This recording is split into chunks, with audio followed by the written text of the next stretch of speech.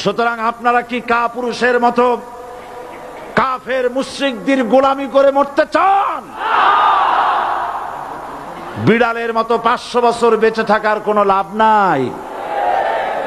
সিংহের মতো 1 ঘন্টা বাঁচতে চাই।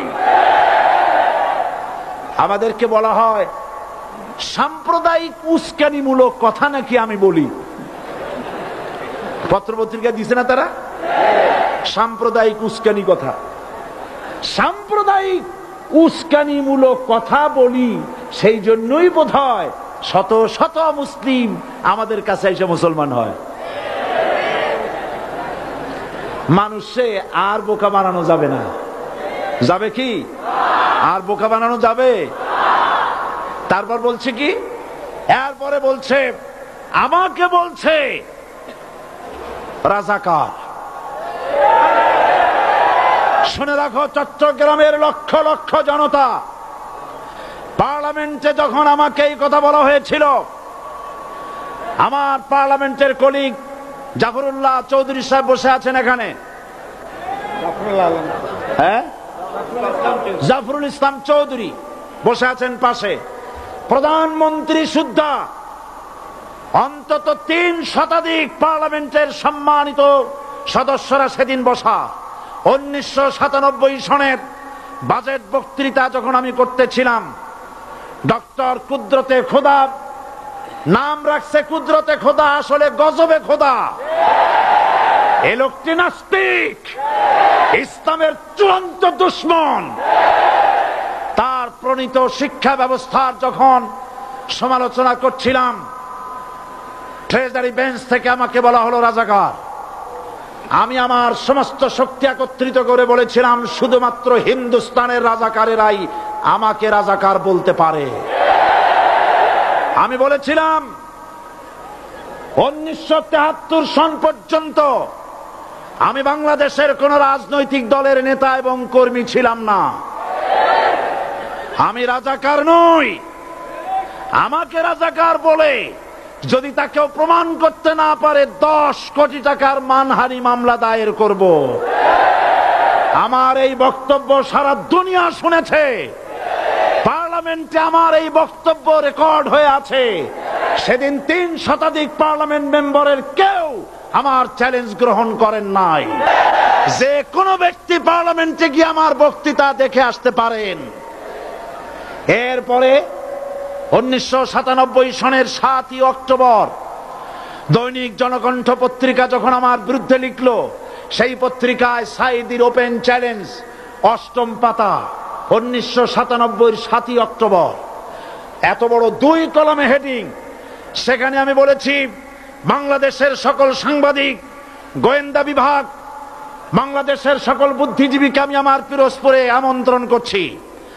আমার উপস্থিতিতে যদি কেউ প্রমাণ করতে পারে বাংলাদেশের স্বাধীনতা যুদ্ধের বিরুদ্ধে আমার কোনো ভূমিকা ছিল, সজ্ঞানে স্বেচ্ছায় জাতীয় সংসদের সদস্য পদ থেকে পদত্যাগ করব। 3 বছর পার হয়ে গেছে, আজ পর্যন্ত কেউ এই চ্যালেঞ্জের মোকাবেলা করে নাই। সুতরাং আমাকে যারা রাজাকার বলবে তারা পিতৃ পরিচয়হীন অবৈধ সন্তান। 1971 সনের, শোনো মুসলমানেরা, 1971 সনের কোন কাদা সাইদির গায়ে লাগে নাই। আমাকে রাজাকার বলে জনগণ থেকে বিচ্ছিন্ন করবা। জনগণ থেকে আমারে বিচ্ছিন্ন করা যাবে না, কারণ এই জনগণ আমার জন্য আসে না, এই জনগণ আসে আল্লাহর কোরআনের জন্য।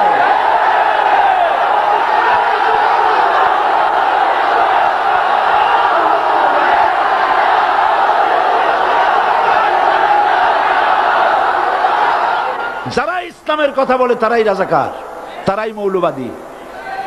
মৌলবাদী বললে আমরা অসন্তুষ্ট হই না, কারণ মৌলবাদী শব্দটা আসছে মূল থেকে। মৌল শব্দ এসেছে মূল থেকে। মূলবাদী তার মানে যারা মূলে আছে। মূল হলো কোরআন, মূল হলো হাদিস, মূল হলেন আল্লাহ, মূল হলেন আল্লাহ রসুল। আমরা আছি মূলে। এখন বলেন তো মূলের শক্তি বেশি না আগার শক্তি বেশি? আমাদের যারা মৌলবাদী বলে ওরা হলো আগাবাদী। মূলে আছে কত কোটি? 12 কোটি। মূলে আছে কত কোটি? আর আমাদের যারা মৌলবাদী বলে ওই থাকো গাছের আগায়, আমরা মূলে। লাভালাভি বেশি করবা না, 12 কোটিতে গাছের গোড়া আসতে নানা দেবে, মামু বাড়ি দিল্লি গিয়ে পড়বা, বাংলার জমিনে জায়গা হবে না। এ কথা বিশ্বাস করো। বাংলাদেশের মুসলমানদের শরীরে এক বিন্দু রক্ত থাকতে শয়তানের তৈরি করা ধর্ম নিরপেক্ষ মতবাদ বাংলার জমিনে কায়েম হতে দেওয়া হবে না, হবে না। রাসূল করিম সাল্লাল্লাহু আলাইহি ওয়াসাল্লাম কোরআন প্রতিষ্ঠার জন্য আন্দোলন করেছিলেন। আয়াতুল কুরসি আমাদের সে কথাই শিখেছে।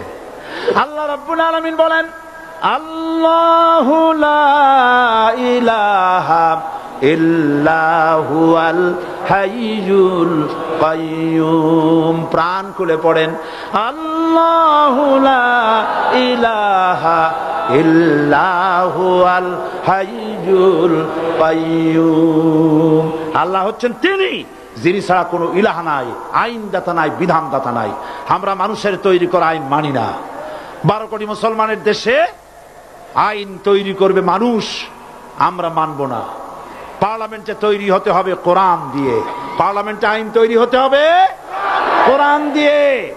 সুতরাং ভয় যতই পান আর যতই ষড়যন্ত্র করেন, 4 দল যখন একত্রিত হয়েছে, ঐক্যবদ্ধ থাকবে, সরকার ঐক্যবদ্ধভাবে গঠন হবে, নির্বাচন ঐক্যবদ্ধভাবে হবে এবং কোরআন হবে, আল কোরআনের পার্লামেন্ট হবে বাংলাদেশে।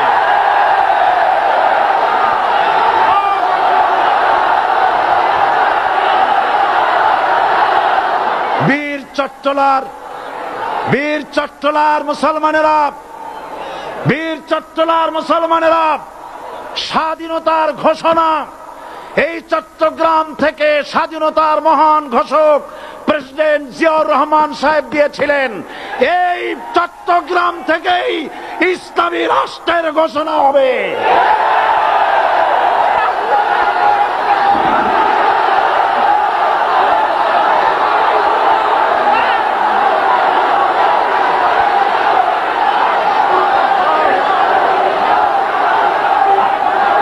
আশাবাদী আপনারা অবশ্যই তা পারবেন। আমি 100% বিশ্বাস করি ইনশাআল্লাহ। কারণ যে ষড়যন্ত্রের মোকাবেলা করে স্থানীয় রাজনৈতিক দলের নেতৃবৃন্দ কোরআনের মাহফিল সিনায় এনেছেন, আমি প্রথম দিনই বলেছি চট্টগ্রাম তাফসিরুল কোরআন মাহফিল কোন রাজনৈতিক দলের প্রতিনিধিত্ব করে না। এটা কোন জামাত শিবিরের একক সম্পদ নয়, এটা চট্টগ্রামের মুসলমানদের কলিজার টুকরা তাফসিরের মাহফিল। সুতরাং এই মাহফিল